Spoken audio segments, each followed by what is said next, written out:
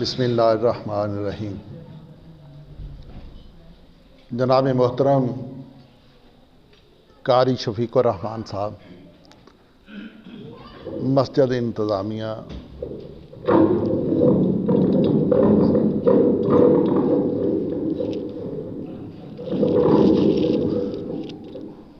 عزیز بزرگوں اور بچوں، السلام علیکم۔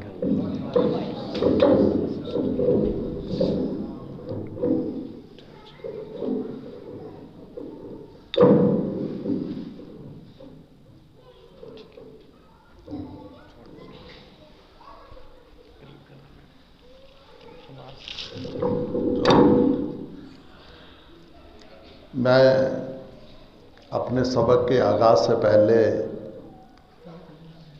تھوڑی سی گزارشات کر دوں کہ چونکہ ماشاءاللہ میرے استاد محترم سلیم صاحب اور صوبیخا صاحب اور عزیز قرہ حضرات بھی تشریف فرما ہیں،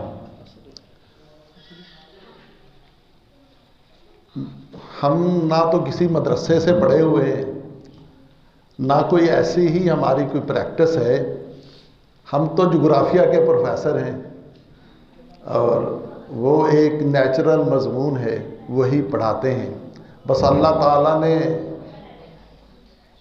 اس کا خاص کرم ہے، اس کا فضل ہے کہ اس نے اس قابل بنا دیا کہ ہم اس نبی کریم صلی اللہ علیہ وآلہ وسلم کی ہدایت پر عمل کر رہے ہیں، جو شخص ایک آیت بھی سیکھے اور دوسروں تک پہنچائے۔ یہ نہیں کہ بندہ سوچے کہ میں جب بڑا عالم بنوں گا، بڑا مقرر بنوں گا، پھر ہی بات بنے گی۔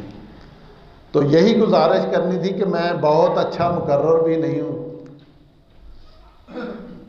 ایک مدرس ہوں، ایک تقریر ہوتی ہے اور ایک تدریس ہوتی ہے، تو ہم انشاءاللہ تدریسی انداز سے ہی گفتگو سمجھانے کی کوشش کریں گے۔ بچے بھی بیٹھے ہیں اور بڑے بھی۔ آج ہمارا جو موضوع ہے وہ بھی قرآن مجید ہے۔ جس طرح بچے اور بڑے سمجھتے ہیں کہ ہمارے گھروں کے اندر ایک ایسی کتاب جس کو بڑا خوبصورت سا لباس پہنا کے بڑی اونچی جگہ پہ رکھا ہوا ہے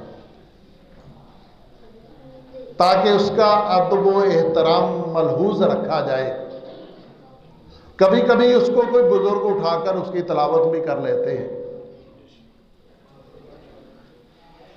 اور ماشاءاللہ کچھ گھروں میں تو بڑے بھی اور چھوٹے بھی تقریباً سارے ہی قرآن مجید کی تلاوت کرتے ہیں۔ تو اس لیے اللہ رب العزت نے یہ کتاب جو ہمیں دی ہے، ھدی للناس، یہ لوگوں کے لیے ہدایت ہے، اس میں لوگوں کے لیے رہنمائی ہے، اس میں ہمارے لیے رہنمائی ہے، ہمارے لیے ہدایت ہے، یہ ہدایت کتاب ہے، اور یہ ہماری پوری زندگی کی میرے بھائی رہنمائی کرتی ہے۔ اور اس کتاب کے ہمارے اوپر بڑے حق ہیں کہ اس پر ایمان لایا جائے۔ کس طرح ایمان لایا جائے؟ میری اور آپ کی سمجھ میں نہیں آتا کہ بندہ ایمان لاتا ہے تو مسلمان ہوتا ہے، اور مسلمان سے یہ تقاضا کیا جا رہا ہے ایمان لایا جائے۔ ہاں میرے بھائی، اس کتاب پر ایمان لایا جائے جس کے دو حصے ہیں۔ پہلا حصہ جو ہے وہ اقرار باللسان ہے، اور دوسرا اقرار بالقلب ہے کہ انسان اپنی زبان کے ساتھ اس کتاب ہدایت کو تسلیم کرے کہ یہ اللہ رب العزت کا کلام ہے، اور اللہ رب العزت کے محبوب فرشتے جبرائیل علیہ السلام کے ذریعے نبی کریم صلی اللہ علیہ وآلہ وسلم کے قلب اطہر پر نازل ہوا ہے۔ مجھے اور آپ کو اس بات کا یقین ہونا چاہیے کہ ہمارے رب نے ہم سے گفتگو کی ہے، ہمارے رب نے ہم سے باتیں کی ہیں، ہمارا اللہ ہم سے ہم کلام ہوا ہے۔ یہ ہے زبان کے ساتھ اقرار کیا ہے۔ اور دوسری بات، دل کے ساتھ یقین کرنا کہ یہ اللہ رب العزت نے یہ جو جس طرح کوئی مشین ایجاد کرتا ہے نا، اس کے ساتھ ایک بک لیٹ ہوتی ہے۔ جس طرح ہم موبائل لیتے ہیں اور کوئی مشین لیتے ہیں الیکٹرک، اس کے ساتھ کہ اس کو کس طرح استعمال کرنا ہے۔ اللہ رب العزت نے انسان کو بنایا اور اس کے ساتھ اللہ رب العزت نے یہ قرآن مجید جو ہے وہ ایک بک لیٹ کی شکل میں نازل فرمایا ہے کہ انسان میں تجھے پیدا کر رہا ہوں، تجھے بنا رہا ہوں، تم نے اس طرح زندگی گزار کر آنی ہے جس طرح میں نے اس کتاب کے اندر لکھا ہے۔ اس کو بندہ دل سے کہ اللہ رب العزت کے احکامات جتنے بھی احکامات ہیں ان کی اطاعت و فرما برداری کرے، دل میں اس کا خوف کھائے کہ ایک دن اس کے سامنے کھڑے ہونا ہے، اور پھر اس کی محبت کی امید رکھے کہ اس نے جو خوبصورت جنت بنائی ہے وہ میرے لیے بنائی ہے۔ یہ دل سے اقرار کرنا ہے۔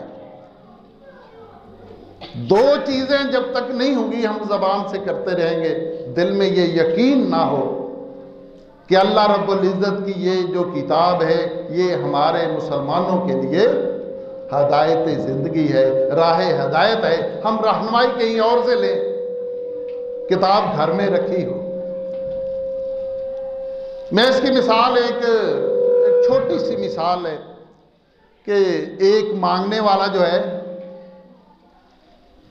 وہ اپنا جو وہ کٹورا ہے وہ لیے پھرتا ہے اور اس میں ہیرا ہے اور وہ سمجھتا ہے یہ کانچ کا ٹکڑا ہے،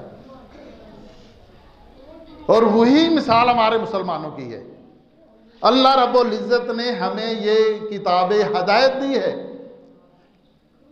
دنیا اور آخرت میں کامیابی اور کامرانی کا یہ نسخہ دیا ہے۔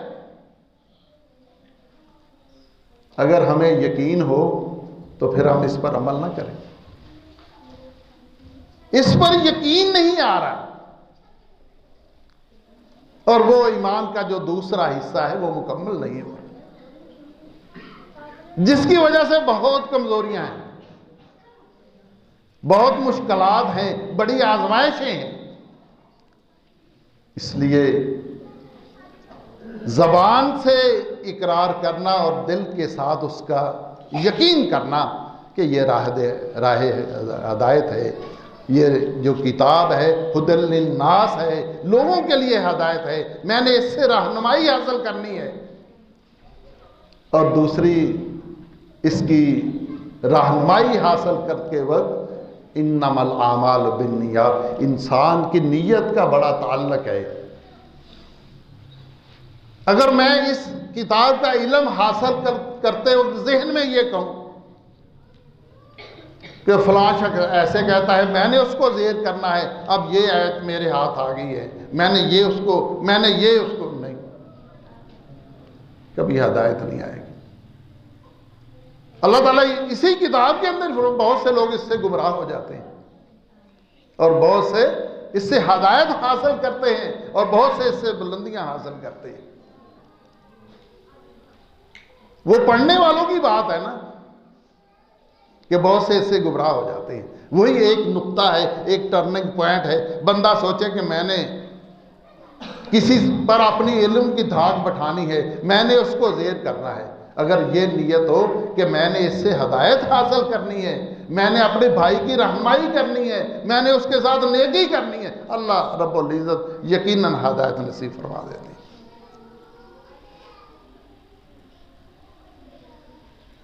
اس سے اگلی بات کیا ہے؟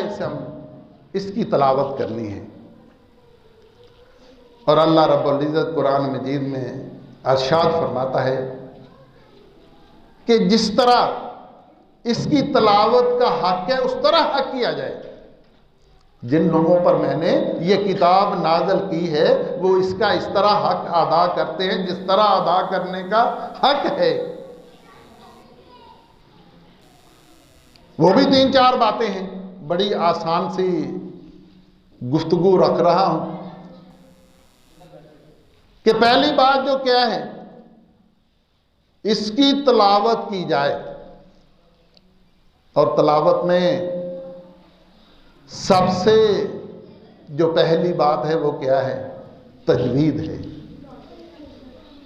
اس کتاب کو اس طرح سیکھا جائے کہ اس کے معنی و مفہوم جو ہیں، اس کے الفاظ جو ہیں، ان کو اصل مخارج سے ادا کیا جائے،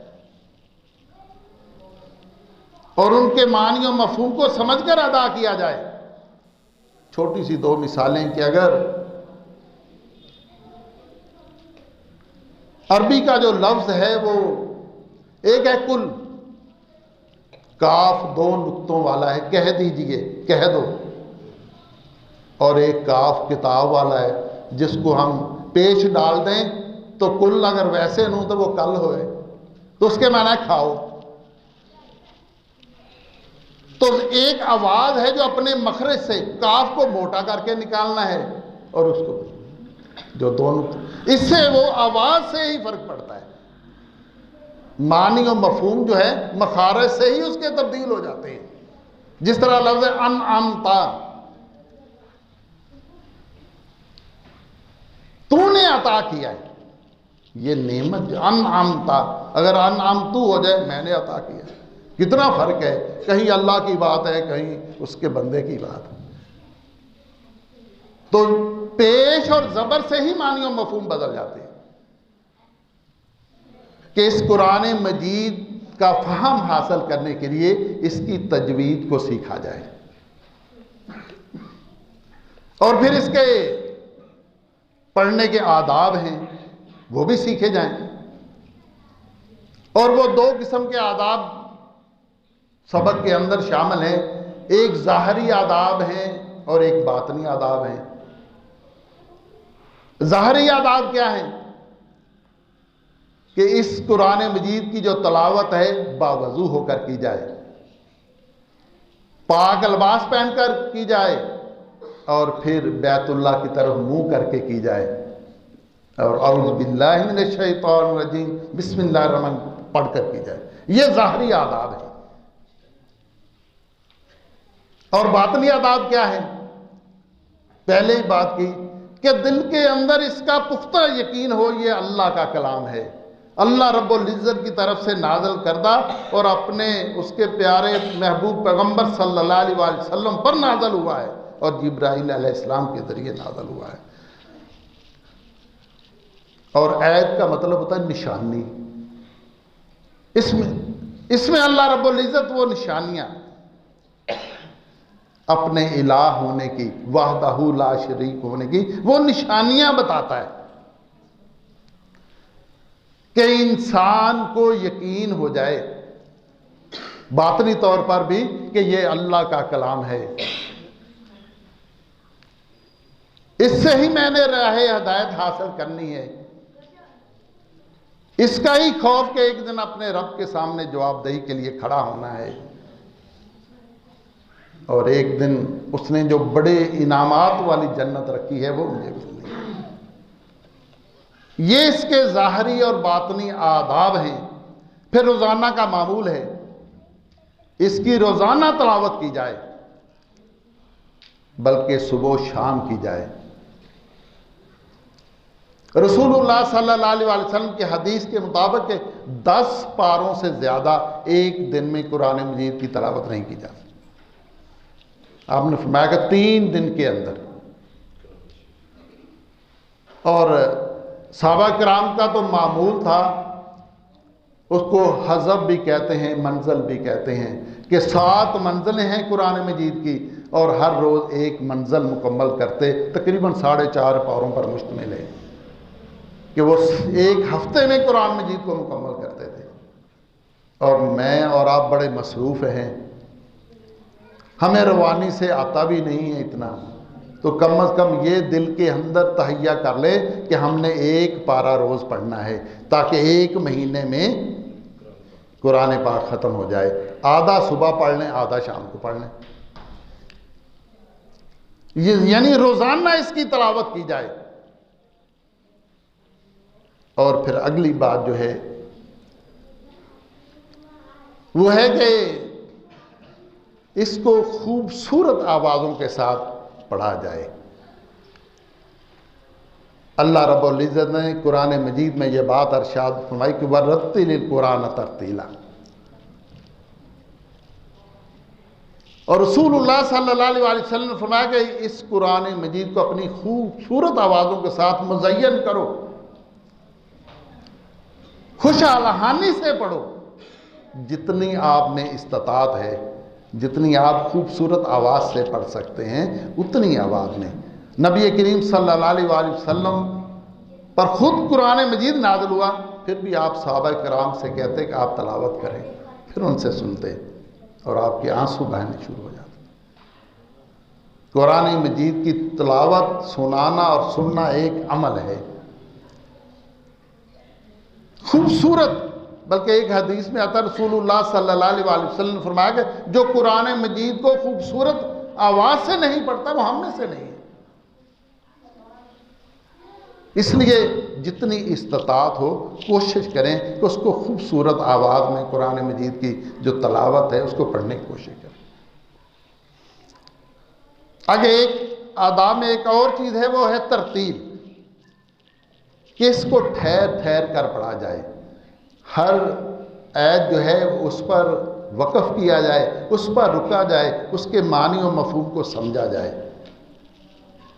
انعام والی آیت پہ خوشی کا اظہار کیا جائے اور عذاب والی آیت پر آنسو بہائے جائے۔ اس طرح ترتیب کے ساتھ، یہ بھی تلاوت کا حق ہے کہ اس طرح اس کا۔ اور اسی حوالے سے آخری بات جو ہے وہ ہے حفظ ہے۔ ہم یہ سمجھتے ہیں کہ حفظ جو ہے وہ ہے کہ قرآن مجید پورا جو ہے وہ حفظ کیا جائے تو پھر ہی حفظ ہے۔ نہیں میرے بھائی، حفظ کا مطلب ہے کہ آپ کی جتنی استطاعت ہے آپ قرآن مجید کو حفظ کرتے چلے جائیں، جتنی صورتیں آپ یاد کر سکتے ہیں، سارا نہیں کر سکتے، کم از کم نفل نمازوں میں اور رات کو تہجد کے اندر پڑھنے کے لیے رسول اللہ صلی اللہ علیہ وسلم تہجد میں لمبی قرات کرتے تھے، اور حدیث میں بھی آتا ہے کہ آپ کے پاؤں پر ورم آ جاتے، اتنی لمبی۔ تو اس لیے آخری 3-4 پارے جو ہیں وہ کم از کم کوشش کریں، اس میں صورتیں بھی چھوٹی ہوتی ہیں، یاد بھی ہو جاتی ہیں، تو وہ بھی حفظ ہے۔ جتنی کوشش کریں زندگی میں کرتے رہیں وہ سارا حفظ ہی ہے۔ ویسے جس نے سارا حفظ کیا ہے اس کا تو مقام و مرتبہ پھر اور ہی ہے، لیکن ہم کرتے بس وہی حفظ ہے جو حافظ ہے۔ ایک سورت بھی حفظ ہے، قرآن مجید بھی حفظ ہے، تو اس لیے کوشش کرتے رہیں زندگی کے اندر 1 2 3 4 جتنا آپ کو ٹائم ملے۔ جس طرح میں ادب سے کہتا ہوں کہ دنیاوی تعلیم ہم نے میٹرک لی، ایف اے لی، بی اے کیا، ایم اے کیا، ایم فل کیا، پی ایچ ڈی کی، پروفیسر، اور ان لوگوں کو اللہ نے ضرور پکڑنا ہے جو میرے جیسے نا بڑے پروفیسر بنتے ہیں، ان کو اللہ نے ضرور، کہ دنیاوی تعلیم تو بڑی حاصل کی، دینی تعلیم کی طرف کس نے توجہ دینی تھی؟ اگر ہم دنیاوی تعلیم حاصل کر سکتے ہیں تو دینی بھی کر سکتے ہیں۔ اس لیے دینی تعلیم عربی کی طرف، قرآن مجید کی طرف، احادیث کا معنی و مفہوم سب اس کی طرف بھی کوشش کریں۔ اور بہت زندگی گزر گئی ہے، بہت تھوڑی سی رہ گئی ہے، بزرگ بیٹھے ہوئے ہیں، یہ بچے ابھی سے کوشش کریں، جس طرح ساتھ ساتھ اپنے سائنس کی کتابیں یاد کرتے ہیں نا، ساتھ ساتھ یہ بھی یاد کرتے جائیں معنی و مفہوم۔ مجھے ڈاکٹر امان اللہ بھٹی صاحب کی بات بڑی یاد ہے کہ کہتے ہیں اپنے بچوں کو اسلامیات پڑھائیں، خصوصاً بچیوں کو اسلامیات پڑھائیں۔ کہتے ہیں کہ سب سے بچیوں کے لیے جو اچھی جاب ہے وہ ٹیچر کی ہے. کہتے ہیں کیمسٹری بھی پڑھنی ہے، فزکس بھی پڑھنی ہے، اس کا رزلٹ بھی بڑا مشکل ہے، انگلش کا رزلٹ بھی دینا ساری زندگی پڑھ. اگر اسلامیات پڑھیں گی صدقہ جاریہ بھی ہوگا، گریڈ وہی ہوگا، پیسے بھی وہی ہوں گے. اللہ برکت ڈالے گا کہ زندگی کے اندر ہو کہ بندہ پریشان ہو جاتا ہے کہ میرا بچہ ڈاکٹر نہیں بنا، میرا بچہ انجینئر نہیں بنا، اچھا کیریئر نہیں بنا. تو اس طرح صدقہ جاریہ بھی ہوتا ہے کہ آپ کوئی ایسا مضمون لیں جو اسلامیات سے وابستہ ہے. ساری زندگی بچے بچیاں جو بھی پڑھائیں گے وہ باپ کے لیے بھی صدقہ جاریہ ہے، استاد کے لیے بھی صدقہ جاریہ ہے. بات ہو رہی تھی کہ قرآن مجید پر ایمان لایا جائے اور قرآن مجید کی تلاوت کی جائے، اور پھر ہے قرآن مجید کو سمجھا جائے. سمجھے بغیر میرے بھائی اس قرآن مجید سے وہ استفادہ حاصل نہیں کیا جاتا. ہاں رسول اللہ صلی اللہ علیہ وسلم کے حدیث کے مطابق بالکل ٹھیک ہے، الف لام میم ایک نہیں 3 حرف ہیں اور ہر ایک حرف پر 10 نیکیاں ہیں، ثواب ملتا ہے. لیکن وہ اجر و ثواب جو اس کے معنی و مفہوم کو سمجھ کر ملتا ہے وہ اس طرح پڑھنے سے نہیں ملتا. جو تبدیلیاں معنی و مفہوم کو سمجھ کر انسان کی زندگی میں آتی ہیں وہ اس طرح نہیں آتی. میں اور آپ سمجھتے ہیں میں نے روزہ رکھ لیا، نمازیں پڑھ لیں، تلاوتیں کر لیں، بس میں بڑا نیک آدمی ہوں. اسلام انفرادی عبادت کی کوئی حیثیت نہیں. اجتماعی طور پر افراد کو تیار کرنے اور ایک چھوٹی عبادت سے بڑی عبادتوں کی طرف انسان کو تیار کرتا ہے. کہ جس طرح ایک انسان کو اپنے گھر میں نماز پڑھنے کی اجازت نہیں ہے، صرف عورت کے لیے اجازت ہے نا، مرد تو گھر میں اس کے لیے پڑھنے کی نہیں، وہ اجتماعی عبادت کے لیے مسجد آئے، فرض نماز پڑھنے کے لیے مسجد تشریف لائے. یہاں پر وہ خشوع خضوع کے ساتھ، اور خشوع خضوع تبھی آتا ہے جب معنی و مفہوم کو سمجھے گا، جب اس کے مطلب کو سمجھے گا پھر ہی پتہ چلے گا. اور میں اکثر خشوع خضوع کے حوالے سے بات کرتا ہوں کہ خشوع خضوع کیا ہے. کہ اللہ کے گھر میں نماز کے مقررہ اوقات میں جماعت کے ساتھ رسول اللہ صلی اللہ علیہ وسلم کے بتائے ہوئے طریقے کے مطابق نماز ادا کرنا خشوع و خضوع والی نماز ہے. اس کے علاوہ کوئی نماز ہے وہ ایک عادت ہے کہ انسان عادتاً آتا ہے 5 وقت، اور کئی کام عادتاً کرتا ہے، یہ بھی کرتے ہیں. اور قرآن مجید میں اللہ رب العزت ارشاد وَيْلٌ لِّلْمُصَلِّينَ، ہلاکت ہے. انہوں نے نمازیوں کی بات کی ہے، بے نمازوں کی بات تو بعد کی بات ہے، جو اپنی نمازوں سے غافل ہیں، جو معنی مفہوم کو نہیں سمجھتے، جو خشوع و خضوع کے ساتھ نماز ادا نہیں کرتے. اور قرآن مجید کو سمجھ کر پڑھنا، اس پر عمل کرنا. ایک بات یہ ہے کہ اس کو سمجھنا چاہیے، اس کے معنی و مفہوم کو سمجھنا چاہیے. اور ایک اور بات ہے، اسے سیکھنا چاہیے، پھر دوسروں کو سکھانا چاہیے. اور میرے بھائی یہ معمولی بات نہیں ہے. رسول اللہ صلی اللہ علیہ وسلم خیرکم من تعلم القرآن وعلمہ، اور بہترین انسان کہا ہے ان کو جو قرآن مجید سیکھتے ہیں اور دوسروں کو سکھاتے ہیں. اللہ رب العزت یہ جو علماء ہیں ان کے درجات بلند کرے. اللہ رب العزت ان کو وسعت قلبی عطا کرے، ان کو صحت تندرستی دے. جنہوں ہم کرتے ہیں جب استغفر اللہ مسجد کے ملا ہیں، اور انہوں نے دین کو سنبھالا دیا ہوا ہے. جو ہم تک تھوڑا بہت دین ہے وہ انہی کی وجہ سے ہے، انہی کی برکت سے ہے، انہی کی کوششوں سے ہے. تو رسول اللہ صلی اللہ علیہ وسلم فرمایا بہترین لوگ خیرکم من تعلم القرآن وعلمہ، جو بہترین لوگ وہ ہیں جو قرآن مجید کو سیکھتے ہیں اور دوسروں کو سکھاتے ہیں.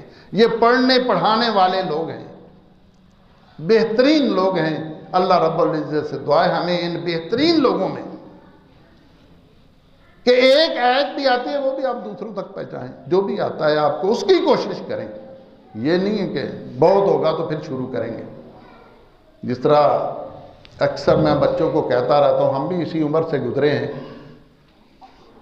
والدین نے کہنا بیٹا نماز پڑھو، اچھا آج 2 رہ گئی ہیں، کل 5 ہی پڑھیں گے، جماعت کے ساتھ پڑھیں گے، پھر اگلے دن نہ، وہ کل نہیں آتی، کل نہیں آتی میرے بھائی، وہ آج ہی ہوگا۔ جس طرح نا آج کا کام کل پر مت ڈال، وہ آج جب جو بندہ کہتا میں نے ابھی سے شروع کرنی ہے، آج اگر 3 رہتی ہیں تو 3 باجماعت پڑھوں گا انشاءاللہ وہ نمازی، اور جو ہمارے جائے گا نا کل سے شروع کروں گا، وہ کل نہیں آتی، بہانے ہی ہوتے ہیں۔ اس لیے کوشش کریں کہ آج سے ہی قرآن مجید کو سیکھنے اور سکھانے کی کوشش کریں۔ آخری بات جو ہے، رسول اللہ صلی اللہ علیہ وآلہ وسلم نے فرمایا کہ وہ تبلیغ کا کام ہے، اس کو سیکھ کر دوسروں تک پہنچائیں، قرآن مجید کو سیکھ کر دوسروں کو سکھائیں، اس کی تبلیغ کریں، اس کے واعظ کریں، نصیحت کریں لوگوں کو، اس کے معنی و مفہوم کو سمجھائیں، جو آپ نے سیکھا ہے اس کو دوسروں تک پہنچانا میری اور آپ کی ذمہ داری ہے۔ 5-6 قرآن مجید کے جو ہمارے اوپر حق ہیں وہ آسان طریقے سے آپ کے سامنے بیان کیے، کہ اس پر ایمان لایا جائے، اور ایمان بھی بتایا کہ ایک زبان سے ہے اور ایک دل سے ہے۔ پھر اس کے بعد دوسری بات ہوئی کہ اس کی تلاوت کی جائے، اور تلاوت ایسی کی جائے جس طرح اس کی تلاوت کا حق ہے، اور حق بتایا کہ پہلے اس کی تجوید کو سیکھا جائے کہ کس طرح، پھر اس کے آداب ہیں کہ اعوذ باللہ من الشیطان الرجیم پڑھنا، وضو کرنا، اچھا لباس پہننا، قبلہ رخ ہو کر بیٹھ کے تلاوت کرنا، اور اس کو روزانہ کی بنیاد پر اس کی تلاوت کرنا ہے، ترتیل کے ساتھ اس کو پڑھنا ہے، اور خوبصورت آوازوں کے ساتھ تلاوت کرنا ہے، اور جتنی استطاعت ہو اتنا قرآن مجید حفظ کرنے کی کوشش کرنی ہے، اور پھر اس کو سمجھنا ہے، اور پھر دوسروں کو خود بھی سیکھنا ہے، دوسروں کو بھی سکھانا ہے، اور پھر آخری بات جو ہے جو سیکھا ہے وہ دوسروں تک پہنچانا ہے۔ اللہ رب العزت سے دعا ہے کہ ہمیں قرآن مجید کے سبھی حقوق ادا کرنے کی توفیق عطا فرمائے، اور ہمیں یہ یقین اللہ رب العزت کی طرف سے اس یقین کی توفیق ہو جائے کہ ہم یقین کریں کہ یہ جو کتاب ہے یہ راہ ہدایت ہے، یہ انسان کی دنیاوی اور اخروی زندگیوں کی ساریاں پریشانیاں اسی سے ہی دور ہوتی ہیں، اسی سے ہی کامیابیاں اور کامرانیاں ملتی ہیں، یہ ہمیں ہدی للناس لوگوں کے لیے ہدایت ہے، یہ کامیابی اور کامرانی کا نسخہ ہے۔ اللہ رب العزت ہمیں اور ہمارے بچوں کو اس قرآن مجید کی تلاوت اور اس کا حق ادا کرنے کی توفیق عطا فرمائے۔ وما علینا۔